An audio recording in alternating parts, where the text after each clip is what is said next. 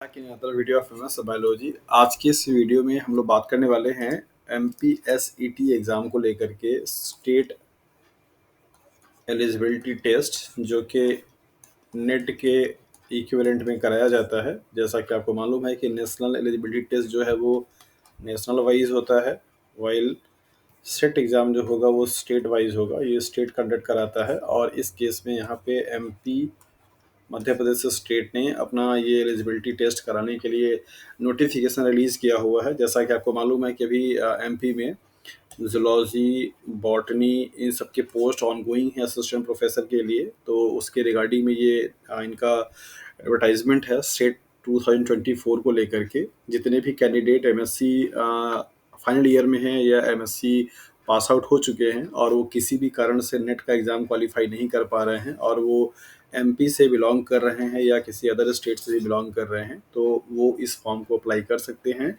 और इस फॉर्म का सर्टिफिकेट प्रोक्योर करने के बाद वो असिस्टेंट प्रोफेसर की वैकेंसी जो आएगी इस MP में, उस MP के असिस्टेंट प्रोफेसर के पोस्ट के लिए क्या करेंगे, एलिजिबल हो जाएंगे अप्लाई करने के लिए।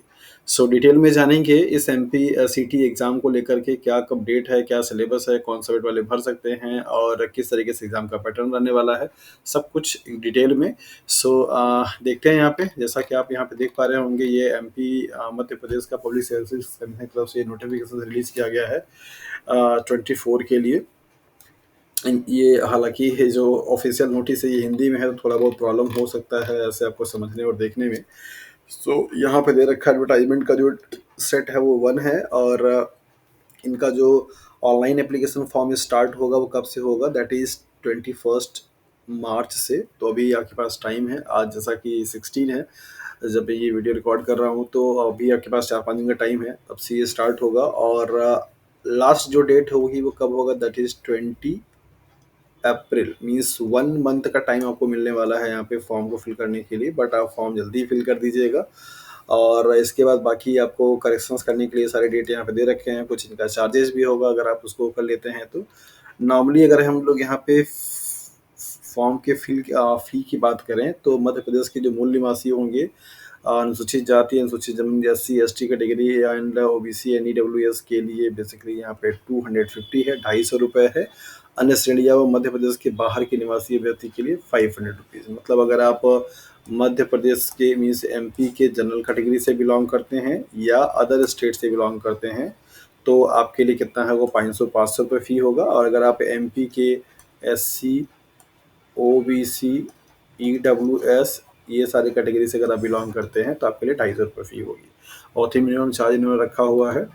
बाकी लेट पेमेंट के हिसाब से अगर आप भरना चाहते थे, यहाँ पे कुछ लेट पेमेंट है तो लेट करने की आपको ज़रूरत ही नहीं है। अननेसेसरी का फालतू पैसा पे करने की ज़रूरत आपको नहीं है। यहाँ पे आपको बताया जा रहा है कुछ इंपॉर्टेंट इन्फॉर्मेशन है। जो ये एग्ज़ाम होगा वो MR बेस्ड होगा। जैसा कि आपको अच्छी तरीके से मालूम होता है कि आजकल सारे के सारे फॉर्म मल्टीपल चॉइस क्वेश्चन के फॉर्म में MR बेस्ड होते हैं। इसके बाद यहाँ पे 20 सब्जेक्ट में ये एग्ज़ाम कंडक्ट कराए जाएंगे। इस प्रश्न पत्र में बेसिकली 2 पेपर होंगे, प्रश्न पत्र होंगे। कौन कौन? फर्स्ट प्रश्न मीन्स प्रथम प्रश्न पत्र जो होगा वो सामान्य होगा, that means general papers on the teaching and research aptitude के लिए होगा। और दूसरा जो पेपर होगा वो क्या होगा, वो सब्जेक्टिव होगा, राइट। सो प्रश्न पत्र पाठ्यक्रम अनुसार पूर्णतया वस्तुनिष्ठ होंगे, मीन्स ऑब्जेक्टिव टाइप के होंगे, जिसमें आपको ऑब्जेक्टिव के बेसिस पे क्वेश्चंस मिलेंगे। और जैसा कि आप जानते हैं कि ऑब्जेक्टिव में 3 आपके गलत होते हैं, एक आपका क्या होता है, सही होता है। ओके, सो इस तरीके से आपको यहाँ पे इन्फॉर्मेशन ये सारी दी हुई है। बाकी थोड़ा सा हम लोग और यहाँ पे देख लेते हैं मिनिमम जो क्वालिफिकेशन है वो क्या होना चाहिए, शैक्षणिक योग्यता क्या हो सकती है।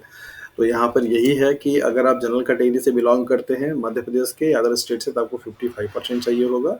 बाकी अगर आप किसी कैटेगरी से बिलोंग करते हैं तो यहाँ पे 5% की क्या होगी, छूट होगी, मीन्स 50% चाहिए होगा आपको। दैट इज़ किसके लिए, MSc स्टैंडर्ड पे होने के लिए। अगर आपने MSc में इतना मार्क्स स्कोर किया हुआ है तो आपको ये फॉर्म आप फिल कर पाएंगे, राइट।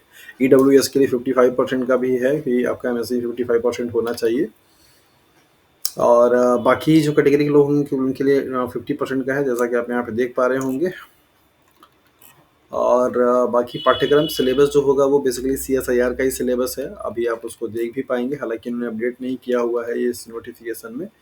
और आरक्षण को लेकर के मीन्स जो भी आपका रिजर्वेशन है उसको लेकर के यहाँ पे है। परीक्षा परिणाम की घोषणा यहाँ पर आपको दिया गया है कि किस तरीके से होगा।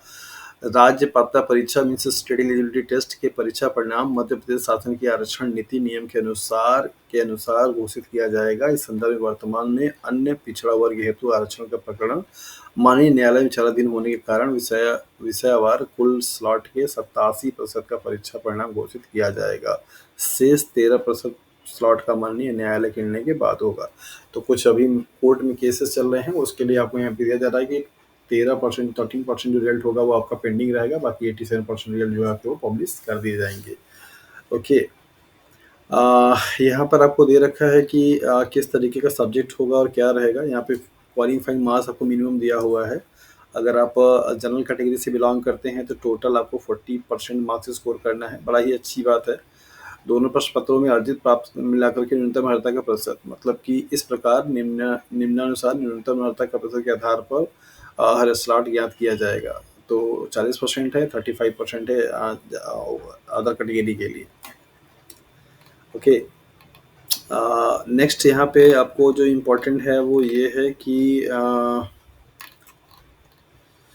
ये आपके एग्ज़ाम के सेंटर होंगे, कहाँ कहाँ सेंटर रहेगा आपका ये पूरा दे रखा है। इसके बाद इंफॉर्मेशन जो है वो है आपका ये पेपर का पैटर्न का। तो यहाँ पे दिया हुआ है फर्स्ट वाला जो पेपर होगा जो कि कॉमन होगा सबके लिए, टीचिंग इन जनरल एप्टीट्यूड के लिए जनरल पेपर जो होगा वो 50 मार्क्स का होगा, सॉरी 50 क्वेश्चंस का होगा, 100 मार्क्स का होगा। और इसके साथ साथ में आपका सब्जेक्ट वाला जो होगा उसमें आपके 100 क्वेश्चंस होंगे, 200 मार्क्स का। तो टोटल 300 मार्क्स का आपका पेपर होगा। 180 मिनट का मीन्स 3 घंटे का पेपर आपका ये लिया जाएगा। यही है, ये वाला जो पेपर होगा सबके लिए कॉमन होगा, बाकी आपका सब्जेक्ट के अकॉर्डिंगली होगा। बाकी यहाँ पर आपको सब्जेक्ट का कुछ कॉम्बिनेशन दे रखा है कि कौन किस तरीके से हो सकता है।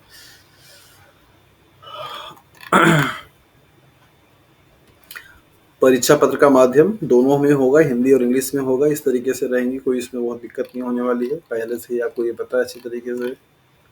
आवेदन कैसे करें मीन्स अप्लाई कैसे करें, ये इसके लिए वही पोर्टल पे आपको जाना होगा, उनके लिंक पे फॉर्म फिल करने के लिए।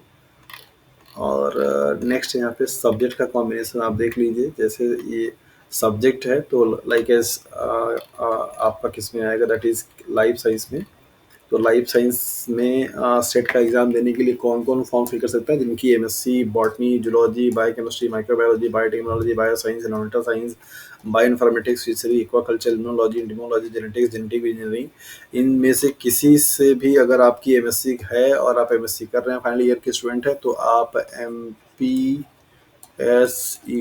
का एग्ज़ाम दे सकते हैं और इसका सर्टिफिकेट आप ले सकते हैं। सर्टिफिकेट अगर आपके पास हो जाता है तो बेसिकली आप असिस्टेंट प्रोफेसर एमपी में जब भी फॉर्म आएगी तो उसका फॉर्म अप्लाई करने के लिए क्या होंगे, एलिजिबल हो जाएंगे। तो ये कुछ इन्फॉर्मेशन थी जो कि आपके लिए ज़रूरी था। बाकी आप ये PDF MPPSC के ऑफिशियल वेबसाइट से भी डाउनलोड कर सकते हैं, कोई दिक्कत वाली बात नहीं है। तो आप देख लीजिए इसको, और फॉर्म आप 21 से स्टार्ट होगा तो आप उसको फिल कर सकते हैं। अगर आपके पास नेट है तो फिर आपको ज़रूरत नहीं है।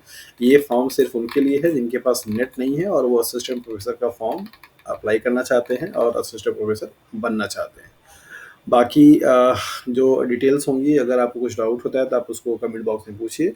आपके लिए जो भी पॉसिबल आंसर होगा उसको हम बताएंगे। So thank you for watching this video.